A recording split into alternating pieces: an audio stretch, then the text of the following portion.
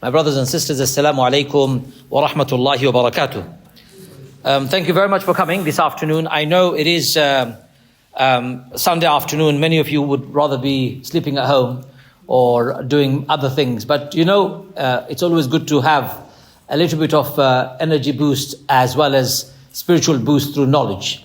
And Ramadan is just around the corner. And preparing for Ramadan is something that we least do or we seldom do. And I'd like us to take a bit of time to actually reflect on the month of Ramadan and prepare for it. There is a paper that Brother Sadat is giving out to if anybody is interested. It's called 30 Misconceptions About Fasting. I wrote this a little while ago, and hopefully we're going to publish that into a booklet and you can all have it. I cover 30 misconceptions people have about fasting. I'll cover that later on. I would do this talk in two parts. I'll do the first part, which is to do with specifically the preparation part of Ramadan. And second part is specifically to do with the misconceptions. Now, brothers and sisters, if you don't mind, you can wait until I get to the misconception part to read it later. May Allah bless you for being here today. So hold on to the 30 misconceptions for later. I'm going to ask a question. Question number 1. How many of you know the meaning of the Arabic word Ramadan? Who knows the meaning of Arabic word Ramadan? I see a hand gone up from a sister. Sister, just hold on. Let me see how many know. How many people know this? What's the meaning of the Arabic word Ramadan? One person only. Okay, sister, go ahead. Scorching heat. Scorching heat. Now, on top of the meaning, just imagine the reality of our fasting.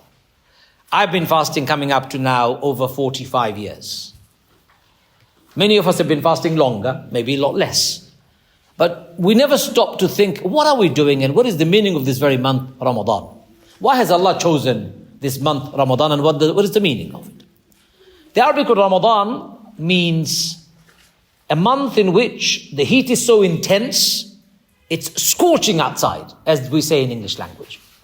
Why does Allah choose fasting of the month of Ramadan and uses the metaphor of scorching heat to connect Ramadan's fasting with our life? Why does Allah do that? Has anybody got any clue? Why? Why is heat important? Let me give you a clue. When you're melting iron, what do you need to do? You need heat. Gold, silver, mercury, aluminium, whatever. If you want to melt metal, you need intense heat. Heat shapes things. Heat breaks things.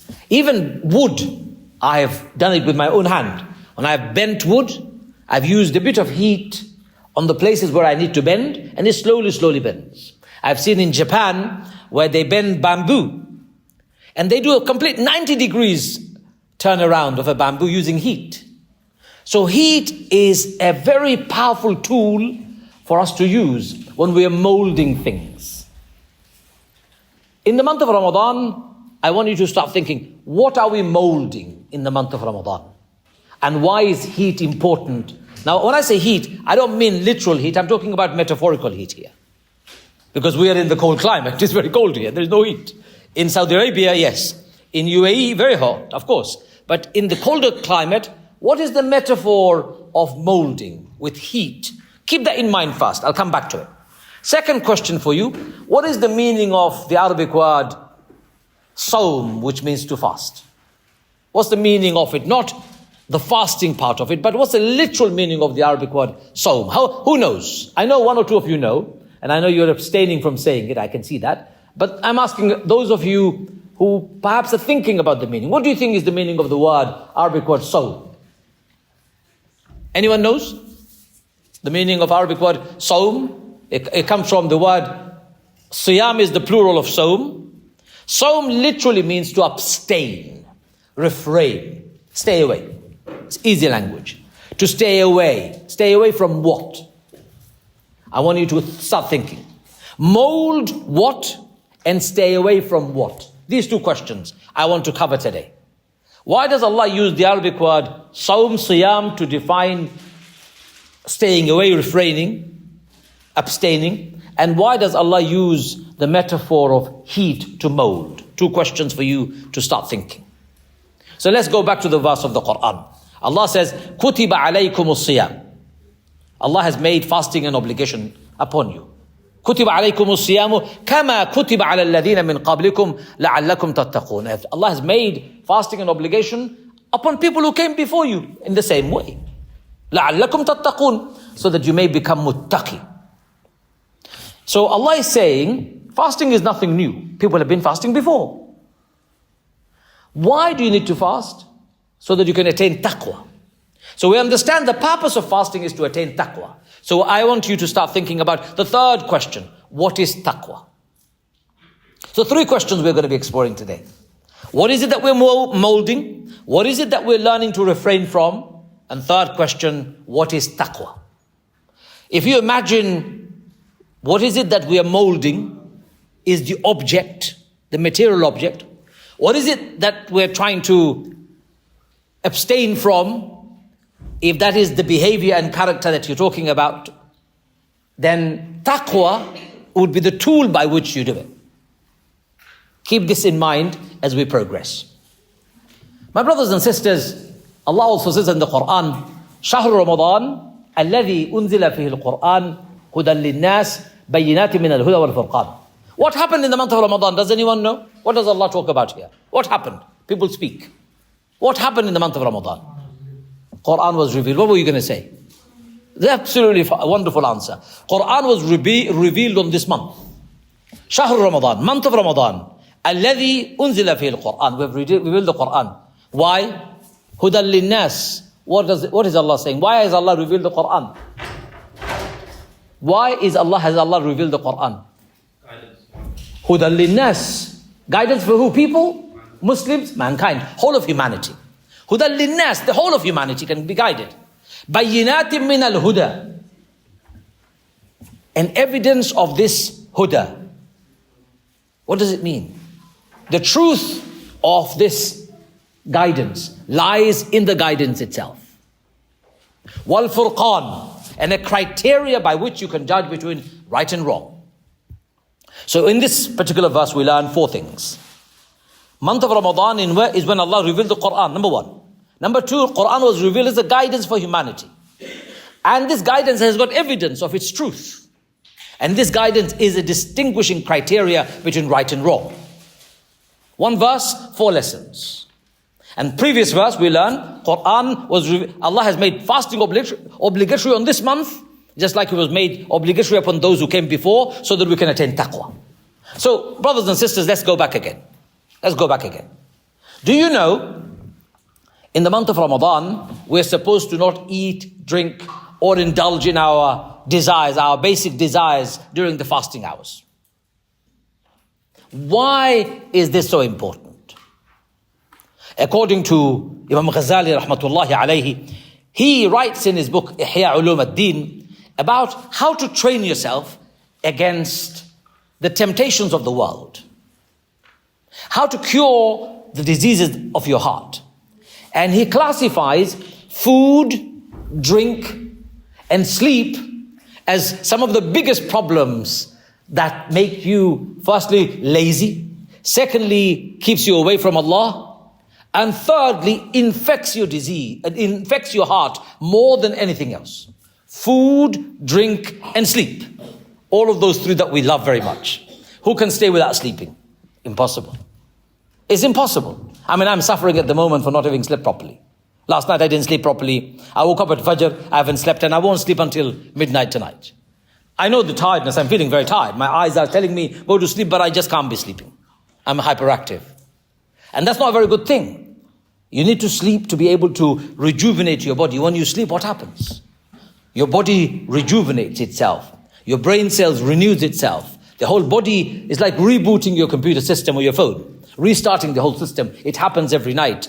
Subhanallah, look at the miracle of sleep. When you sleep, according to Rasul's sunnah, do you know what happens to your body when you sleep? You temporarily die. We all die temporarily when we go to sleep. What does it mean to temporarily die? Anyone can guess? What does it mean to temporarily die? Yes, young man. to be in a state of unconsciousness, but something happens to you. What happens to you? How do you die? Absolutely right. It doesn't get removed. There's a difference. When you die, the soul gets removed. But when you sleep, the soul leaves your body by the order of Allah. It doesn't leave permanently. It leaves, but it will return. But permanently is taken by the angel when Allah orders your death. There's a difference. So when you're asleep, your soul has left your body. Why does the soul leave your body? So that your body can regenerate itself. That's the miracle of sleep. Close your eyes. Even for 20 minutes in the afternoon, you feel very fresh. They call it afternoon siesta in Spanish, qaylula in Arabic. I don't know what it is in English because I think there isn't one. Cat nap maybe, or short nap in the afternoon, whatever it's called. My brothers and sisters, same goes for food. If you don't eat for 21 days, you will be in trouble. You can live maximum without food about 21 days. How many days can you survive without drink? Maximum. Yes, young man. 3 days. 3 days. Maximum 3 days you can survive without drinks. And yet Allah is telling you and I not to eat and drink for 30 days, but during the daylight hours. Why is this the case? Because think about it. We are all, from the moment we wake up until we go to sleep, we're constantly chasing food. We wake up, what am I going to have for breakfast? Then we're thinking about what am I going to have for lunch? What am I going to have for dinner? What am I going to cook for my children? What am I going to buy for my family? Constant preoccupation with food. And if you don't have food, you start thinking and worrying. If you have food, you're thinking about snacks. You're thinking about grazing. You're thinking about this. You're thinking about the dessert. You're thinking about starters, main, etc., etc. Human beings have become a slave to their own body that desires food constantly. And Allah in the month of Ramadan teaches you and I to take control of our desire to eat all the time. By eating and regulating how much you eat, when you eat, and what you eat. You can only eat during the daylight hours, order of Allah. So even if you were to serve 5-course meal to me in the month of Ramadan, the most delicious food under the sun, I will still not eat. Why will I not eat? Because I am fasting. Subhanallah, I am fasting. And when I am fasting, you can serve me anything that you like, I will not eat because I am obeying Allah's command, I'm conscious of Allah. So my brothers and sisters, by regulating your food, you are becoming the controller of how much you eat, when you eat, and what you eat. You become controllers. All this time food has been controlling you. Many of us are overweight. We get worried. Some of us suffering from diabetes. We are worried. High cholesterol. We are worried. Heart disease. We are worried. All related to food. Rasulullah said in a hadith, the worst container children of Adam can fill is their stomach. Worst container that they can fill is their stomach. And then he said, if you must eat, fill up your stomach into 3 parts. Divide your stomach into 3 parts. Fill 1/3 with water, 1/3 with food, and 1/3 empty. I don't know who eats that kind of food. I think we eat complete, sometimes over, and then we have to wait for half an hour to be able to drink some food. That's a problem for all of us. All of us, myself and you. And Allah wants you to train yourself in the month of Ramadan so that you don't get into this slavery to food. Rasulullah's wife, and I was reminding you this morning, in the Fajr reminder, a lady came and with 2 daughters with her. She had nothing, she was very poor. And she said, Ya Aisha, can I have something please? I'm very poor, I have no food. Rasulullah's wife Aisha said, I looked into my house, I could find nothing except 1 date. Allahu Akbar. The beloved Prophet of Allah, Muhammad sallallahu alayhi wasallam, his wife, they had only 1 date in their possession to be able to, they don't have anything to eat themselves. 1 date, she gave it away to the mother. Mother divided up the date in half and gave half to their children. We don't live at that time today. We are very fortunate that we have food in abundance. In fact, we've got so much food that supermarkets are throwing away food every day. We've got so much food that from our plate, our dinner table, in restaurants, from a dinner table to the dustbin, more than 40 billion pounds of food is wasted on a yearly basis. Every year, more than 40 billion pounds of food is wasted. Now, my brothers and sisters, Allah wants you to become conscious of food. Food comes from a source. Where does it come from? Food comes from a source. You should be aware of that. Has anyone ever slaughtered an animal? Has anyone done zabiha? Yes? Do you remember how it felt? My God. I can vividly remember how it felt. We did it in Tunisia with my family.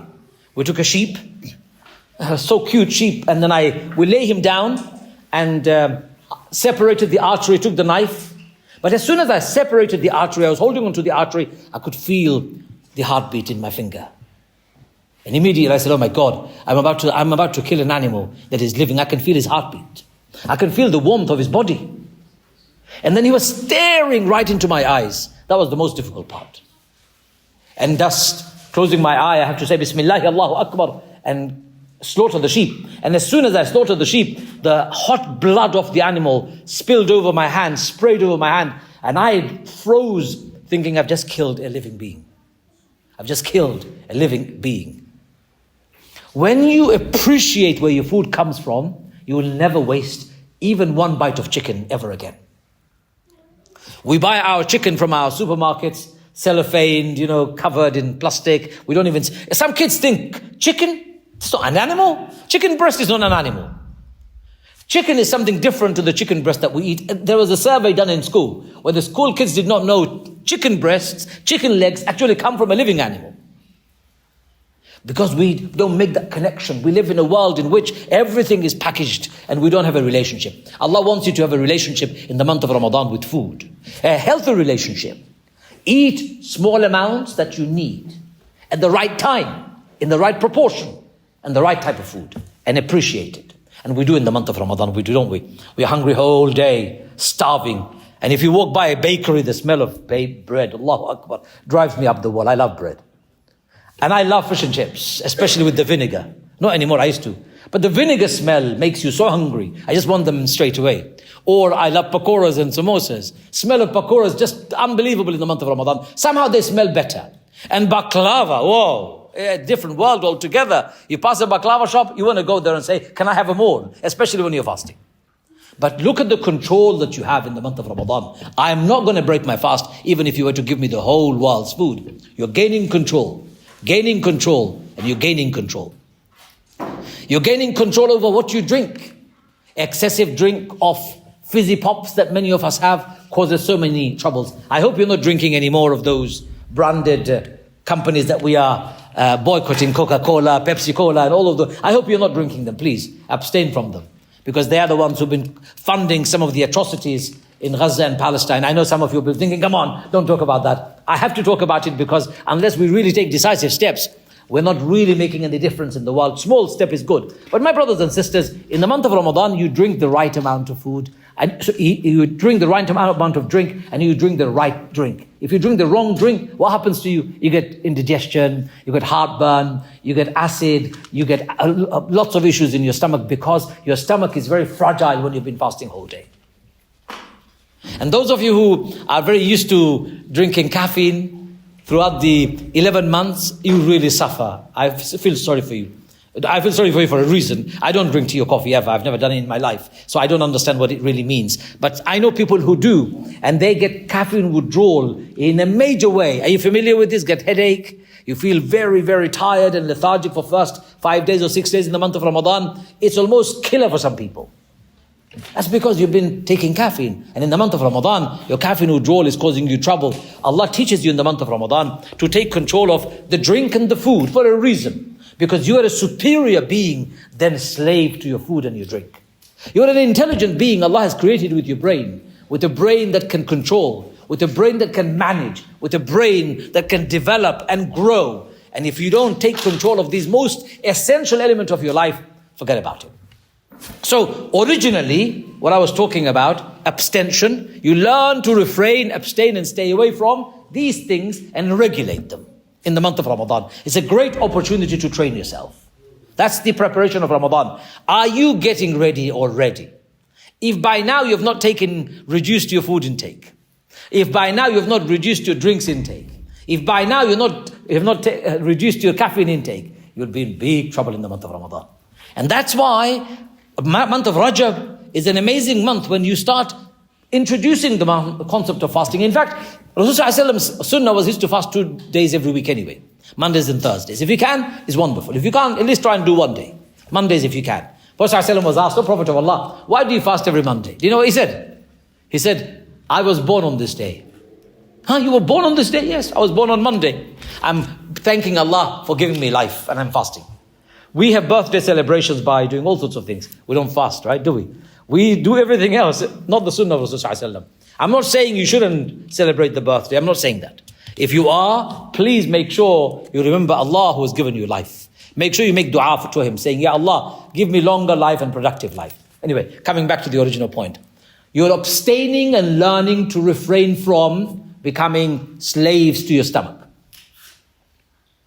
The second part of learning to abstain from, and Imam al-Ghazali writes, there are 3 types of fasting, ladies and gentlemen. 3 types of fasting. And I'm going to ask you a question afterwards to see if you can remember. Ordinary fasting, extraordinary fasting, and very special fast. 3 types of fasting. What's an ordinary fasting? Let me tell you.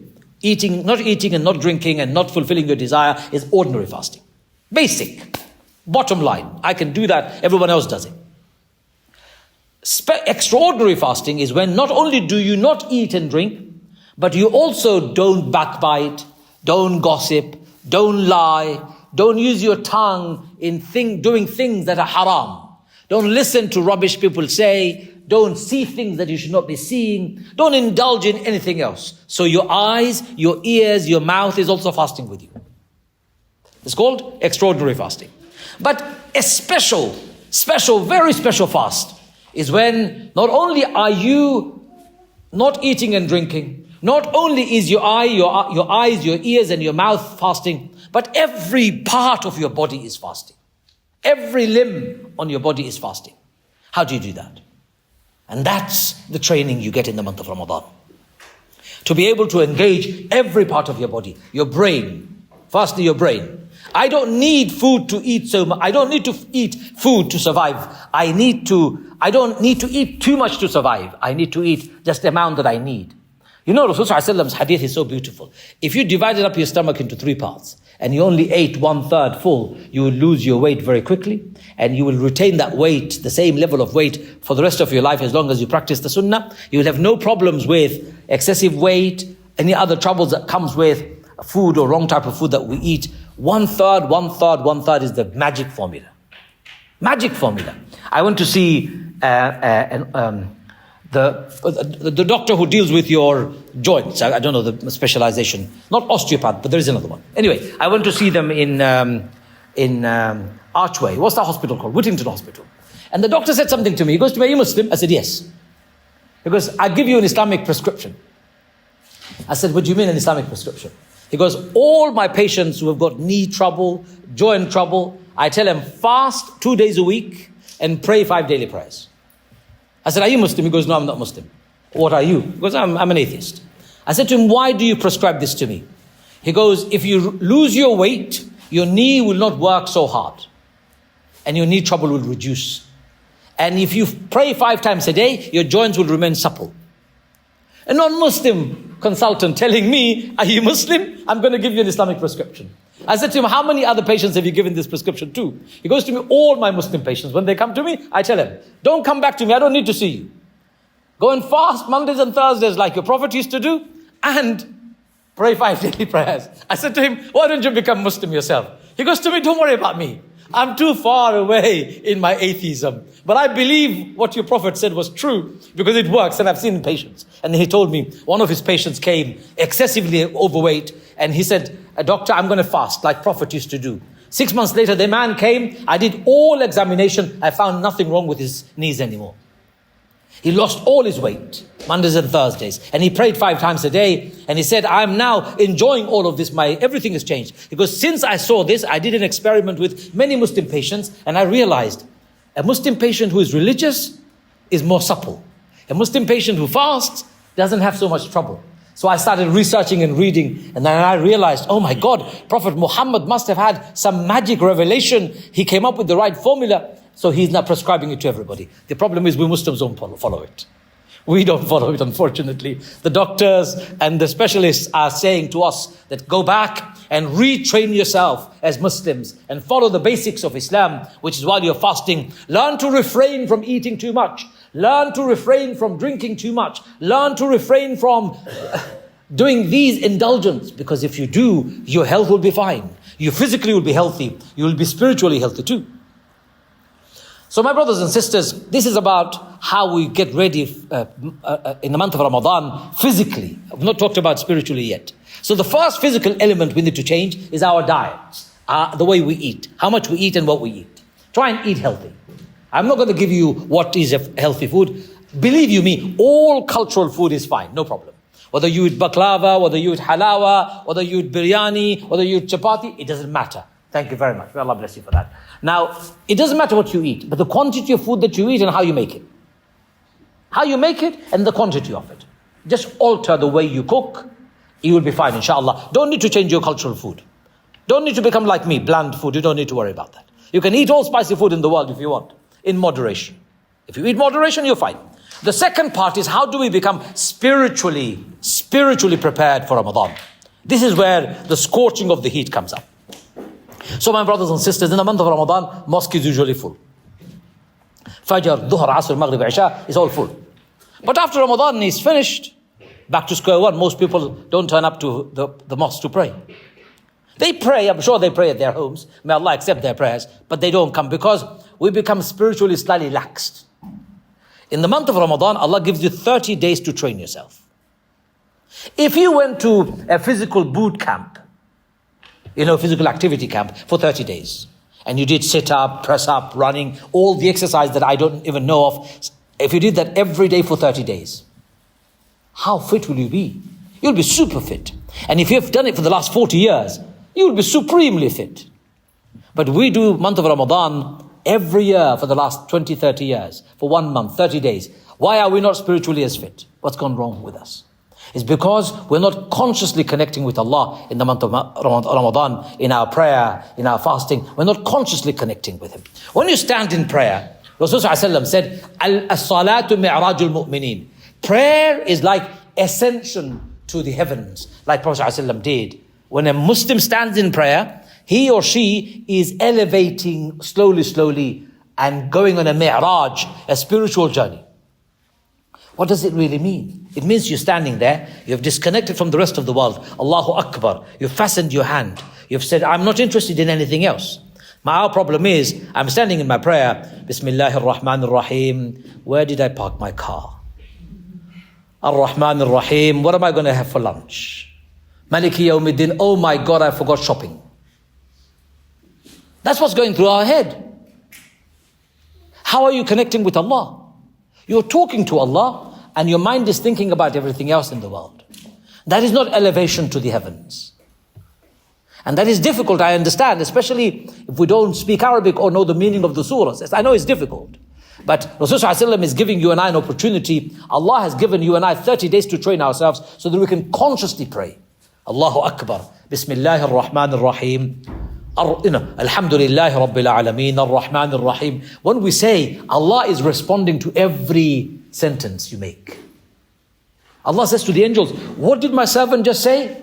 Ya Allah, your servant said, he said, Ar-Rahmanir Rahim. You're the most kind, most merciful. He said, Alhamdulillahi Rabbil Alameen. He praises you. Ya Allah, he said, you are Maliki Yawmiddin. You're the master of the day of judgment. My servant said all this about me. Yes. Angels would say to Allah in response. Allah would say, what does my servant want? Why is he praising me? Why is he thanking me? Why is he remembering me in this way, glorifying me? Then Allah's angel would say, Ya Rabb, he has just said, Iyaka na'budu wa iyaka nasta'in. Ya Allah, you alone I worship and you alone I submit to. You alone I am the servant of. Iyaka na'budu. You alone I worship. Wa iyaka nasta'in. And you alone I ask for help. My servant wants something surely. Allah says to the angels, what does he want? And then angels would say, Ya Rabb, he said, Ihdina as-sirat al-mustaqim. Ya Allah, show me the right path. Sirat al-ladina namta alayhim. Path of those whom you have favored. Not the path of those, غَيْرِ الْمَغْضُوبِ عَلَيْهِمْ وَلَا الضَّالِّينَ. Not the path of those that have earned your anger and displeasure and gone away from your path. Ya Allah, I don't want any of those paths. Allah says to the angels, my servant said that he wants to be guided. And he also said he wants to be guided in the right way. Guide him. Guide him. And he doesn't want to be in hellfire. Prevent him and protect him from the fire. My brothers and sisters, we do this 17 times a day, 5 every day, 7 days a week, 30 days a month, every year, 365 days a year. You're saying 17 times, Ya Allah, please show me the right path. Ya Allah, please show me the right path. And straight after, you're following the wrong path. I'm not saying you, but some do. Something wrong in our conscious connection with Allah. So if you can have conscious connection with Allah in the month of Ramadan for 30 days, it's most likely for the rest of the year, you'll be consciously connected and consciously praying. So from now on, my brothers and sisters, on top of reducing the amount of food that you eat, on top of changing the dietary habits that you have, start rethinking about your spiritual connection with Allah. How am I going to now consciously pray? Now the question is, how about if I can't? Well, close your eyes if you can't. Scholars have said it's allowed for you to close your eyes, especially if you're looking around. If you can't focus, think something about Allah. Rasulullah said, أن تعبد الله كأنك ترى فإن لم تراه فإنه يرى. Worship Allah as though you can see Him. How can you see Allah? Rasulullah said, worship Allah as though you can see Him. In other words, imagine Allah is right in front of you. And if that's not possible for you, O my servant, Allah is teaching all of us, remember Allah is seeing you. A scholar once said in a very beautiful talk, I can never forget, he said, you're fastening your hand and you're saying, Alhamdulillahi Rabbil Alameen, Ar-Rahman Ar-Rahim, Maliki Yawmiddin, looking around, reading the artwork around. Allah is saying, oh my servant, you're talking to me. Oh my servant, you're talking to me, I'm talking to you. Why are you looking somewhere else? Imagine I'm talking to you, but I'm looking over there. How would you feel? And yet we pray, our eyes are going in every direction. Our biggest distraction is our phone. It's buzzing in our pocket. Maliki Yawmiddin, zzz. It's terrible. We've got to disconnect from this world. I know it's not easy, but we're going to try. In the month of Ramadan, again, my brothers and sisters, as a spiritual connection with Allah, recalibrate your way of worshipping Allah. How you pray, how you read the Quran. Read the Quran as if you're on a journey in the Quran. My teacher taught me, he said, when you're reading the Quran, visualize what Allah is saying. وَإِذَا سَمِعُوا لَهَا شَهِيقًا وَهِيَ تَفُورُ. Allah is talking about the hellfire. وَإِذَا سَمِعُوا لَهَا, they will hear the hissing noise of the fire and the roaring thunder of the fire. They will hear it. Imagine, you can hear it.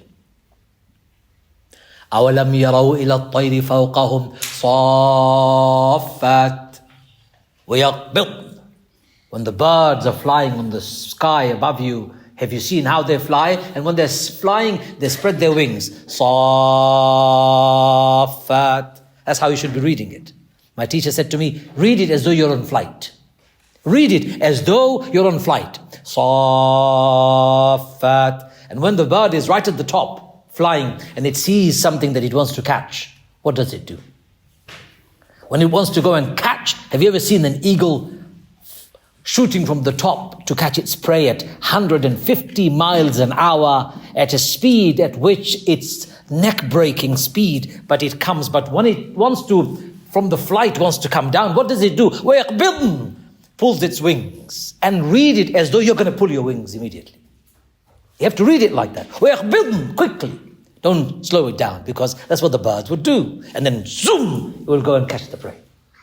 Read the Quran as if you are on a journey with the Quran. Visualize the Quran, the meaning of the Quran. And I say, if you don't read the language, go and read the meaning and then visualize it next time you read. أَلَمْ تَرَ كَيْفَ فَعَلَ رَبُّكَ بِأَصْحَابِ الْفِيلِ. We read this surah every time we're reciting our Quran. Do you know the story behind what this is? أَلَمْ تَرَ. Have you seen, do you remember? كَيْفَ فَعَلَ رَبُّكَ بِأَصْحَابِ الْفِيلِ. How your Lord dealt with the people of the elephant. Now visualize the people of the elephant marching towards Mecca, coming here to destroy the Kaaba. How did Allah deal with them? Quran must be visualized when you're reading it. إِذَا زُلْزِلَتِ الْأَرْضُ زِلْزَالَهَا. When the earth will start shaking vigorously, as though there is no end of this volcano, this eruption. إِذَا زُلْزِلَتِ الْأَرْضُ زِلْزَالَهَا وَأَخْرَجَتِ الْأَرْضُ أَثْقَالَهَا. And everything that it has inside will come out. in massive explosions. وَقَالَ الْإِنسَانُ مَا لَهَا. Oh my God, people will say, what's wrong with her today? Why are you doing this? Can you visualize it? The earthquake, the volcanoes erupting, and we're screaming, saying, what's wrong with this earth? Visualize the Quran when you're reading the Quran. That's how you prepare for the month of Ramadan. And that's how you take the best out of Ramadan. When you spiritually really connect in your prayer, in your recitation of the Quran, even in sadaqat. When you're giving to the poor and the needy, visualize yourself being in the same state, in the same position, in the same way a poor person is suffering on a daily basis. Imagine how my brothers and sisters in Gaza are fasting in this month of Ramadan with no food, with no water, nothing to eat with, and nothing to break their fast, nothing to start their fast, no shelter over their head, bombs falling. Imagine how they're living. And when you're giving sadaqat, don't be stingy in giving sadaqat, because Allah has been most merciful to you and me. He has given you and I so much. Don't be stingy. Visualize it when you're giving sadaqat to the poor and the needy. Don't look down upon them feeling sorry for them. Feel sorry for yourself. Because Allah has given you an opportunity to make your life better by giving sadaqat. Can you see how we must bring about a change in our spiritual activities? Not just do it spiritually not just do it ritually because everyone else does it. Do the spiritual activity consciously. The third part and the last part of my talk is to do with how do we mold in the month of Ramadan? So we have now understood what to do physically in terms of changes to our dietary system. Secondly, we've understood how to become more conscious when it comes to our spirituality, consciously being more spiritual. Third is called the molding part. What are we molding? We're molding our character in the 30 days of Ramadan. A psychologist would tell you that it takes 21 days to transform a habit. It takes 21 days. We all have habits, right? I do. When I come out of my house, usually if I'm driving, I turn right because I'm coming to the mosque. That's my habit. Sometimes I want to go to Enfield town. Turning right is completely wrong. But I turn right, astaghfirullah, do a U-turn and then go the other way. It's called habit. Habitually, we leave our towels lying around where we shouldn't be. Habitually, we eat things that we don't even realize we shouldn't be eating. We do have habits. Some people sit there, pull their hair. Some people sit there, poke their nose. It's a habit. Some people shake their legs. We have all sorts of habits. Some people smoke. They become addicted to it because it's become a habit. My brothers and sisters, Allah wants you in your brain to change the way your brain has become habituated to a particular activity by introducing something new. Idfa' billati hi ahsan. Replace that which is bad with something better.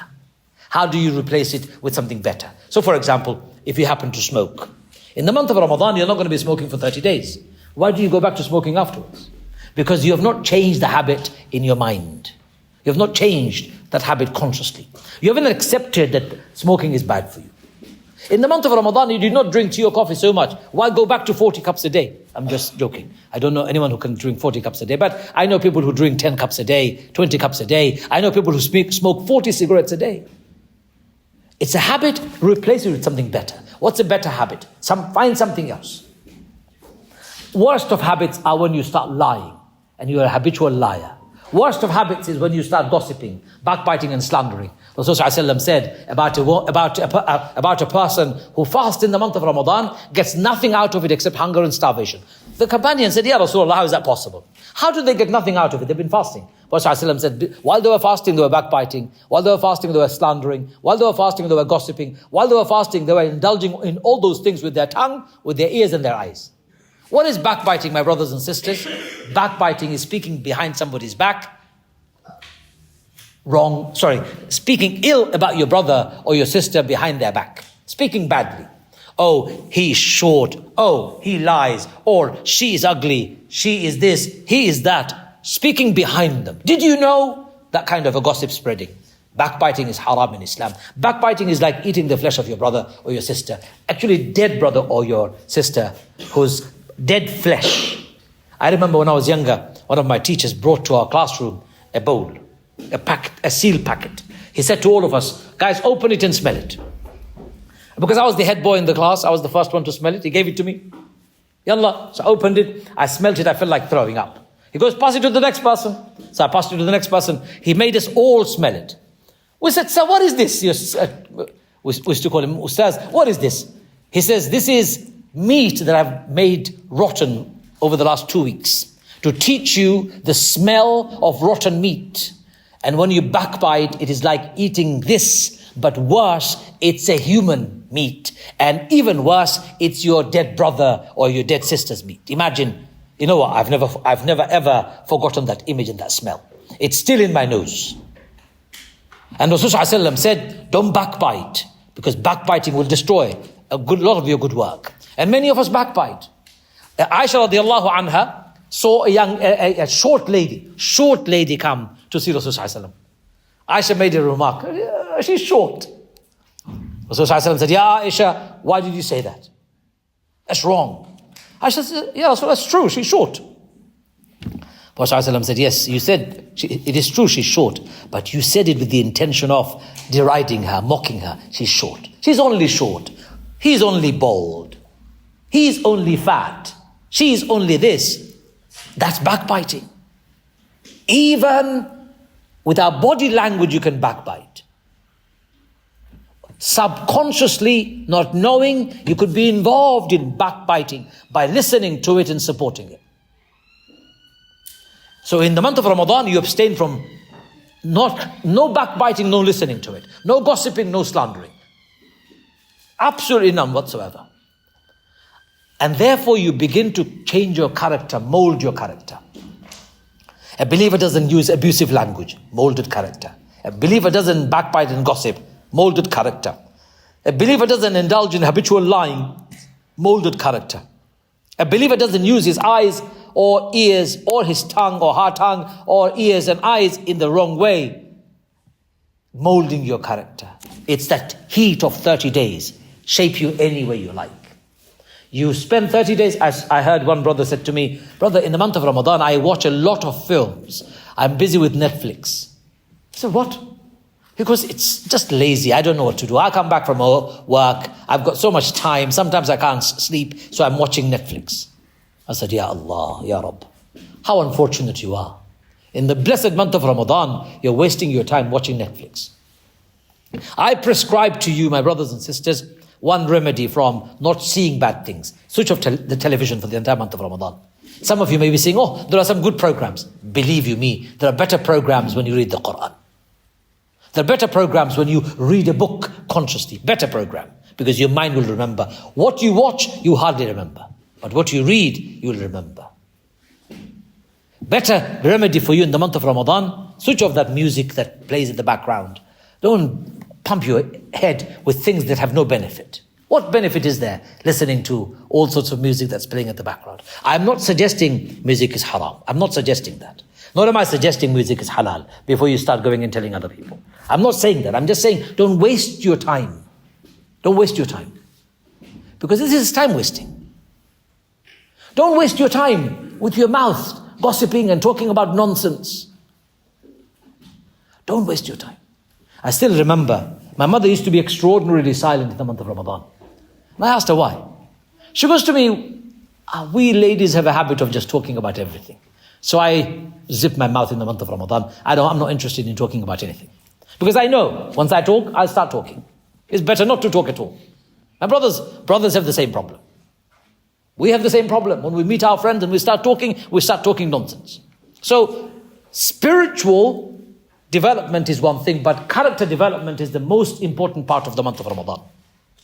If you can't change your character in the month of Ramadan, then you've wasted 30 days of the month of Ramadan in molding yourself and shaping yourself. So I want to summarize the entire talk that I've given so far. Month of Ramadan is an opportunity to train ourselves, to take control of ourselves. Physically be ready for the month of Ramadan by reducing your food intake, your drinks intake, and quality of food that you take.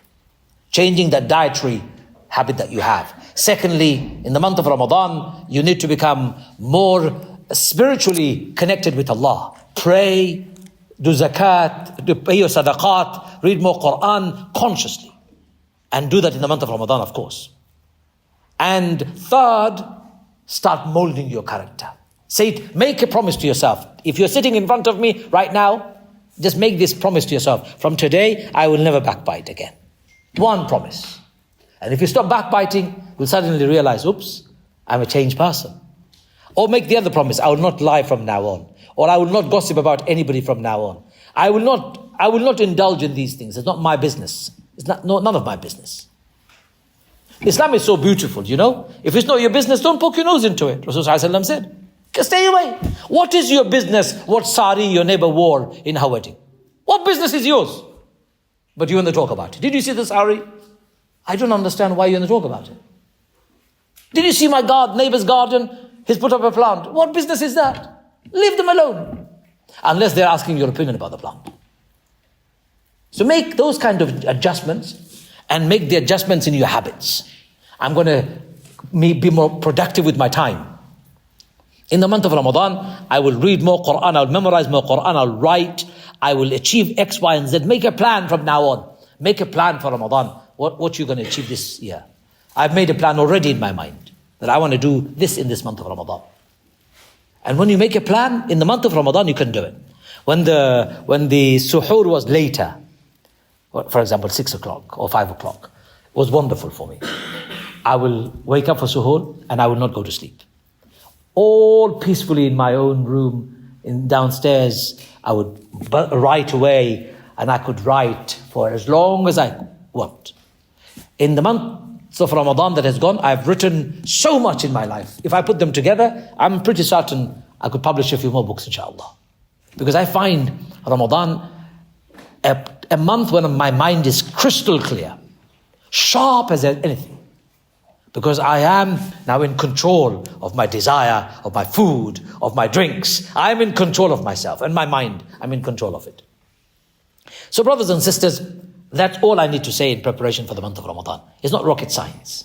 Just basic adjustments to your life with the ambition to mold your life in the month of Ramadan and learn to restrain yourself in the month of Ramadan so you can restrain from everything else outside. I'm going to pause here and I'm going to ask you to think about anything that you may have, any questions that you want to raise, any thoughts that you want to share, anything that I have missed in my talk, please feel free to ask. There is also the 30 misconceptions about Ramadan on the pieces of paper that we have circulated. You can browse through it if you want. And if you've got any questions that you want to raise, you can. But generally, are there any questions or any points anybody feels like that they would like to raise or share from their own thoughts and perspectives?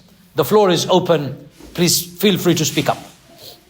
If a group of people are gossiping, what should you do about them gossiping? And if you're already in a conversation with the person, how can you just withdraw? How do you manage this situation? My sister has asked that question. It's a very simple question, but it's got lots of turns and twists to it. Now, if you're involved with a group of friends who are gossiping, whether it is Ramadan or outside Ramadan, you should have a disciplined state where you say, really sorry, I'm not interested in gossiping. That should be your default position. But we're human, we forget, we make mistakes, I understand. The moment you realize, you just make that clear to your friends. Guys, I understand you guys are talking about something, but that's not something that I'm interested in talking about. Good luck if you want to carry on. I'm withdrawing myself and I'm just going out for a walk. I'll be back soon, inshallah. I'm not cutting my relationship with you. I'm not angry and upset with you. I'm just withdrawing myself. They will ask you why. They will ask you why. Why? Well, you're talking about X who is not here. He or she can't defend themselves. And you're talking negatively. I don't want to hear it and I don't want to be involved in it. Thank you very much. I don't want to stop you, but I want to withdraw. The impact of that is huge. They will immediately stop. If they're good friends of yours, they'll stop. Oh, okay, we shouldn't do that in ourselves. Let's change the topic. So there is no reason why. Now, there is a difference. If you're talking about something good, no problem.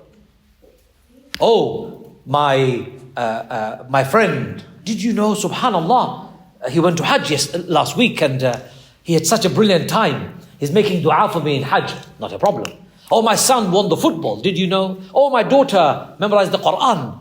Good things to talk about. Or having a bit of a laugh, not at the expense of somebody who's not present. Not a problem. Having a laugh is not haram in Islam. It's fine. Laughing is important. The companions, even the Prophet of Allah sallallahu alaihi wasallam, they had fantastic humor between themselves. Humor is essential, but not at the expense of somebody who's not present. And even if the person is present, if you're having a laugh at their expense, And if it becomes mockery, you may insult them to the point where they get hurt. And if they get hurt, then that's no longer a conversation. That's a conversation that must be stopped. Surah Hujurat is what the surah is that we need to read. If you haven't read it yet, go and read it and read the meaning of it. Read the tafsir of it and you see Allah explains how beautifully explains how we should engage with one another in our interpersonal relationship. I promise, inshallah, we will run an entire course on Surah Hujurat in this masjid very soon.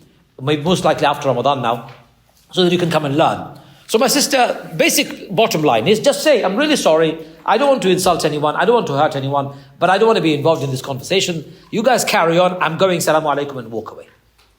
If they bring you back, that's a good sign that they want to change. But you are taking a positive stance. You are taking a principled stance. And that is, I am not indulging or involving in gossip, in slander, in backbite from now on anymore. That's the position you're taking. Thank you for that question. I hope I have answered it. Any other thoughts and questions from anybody else?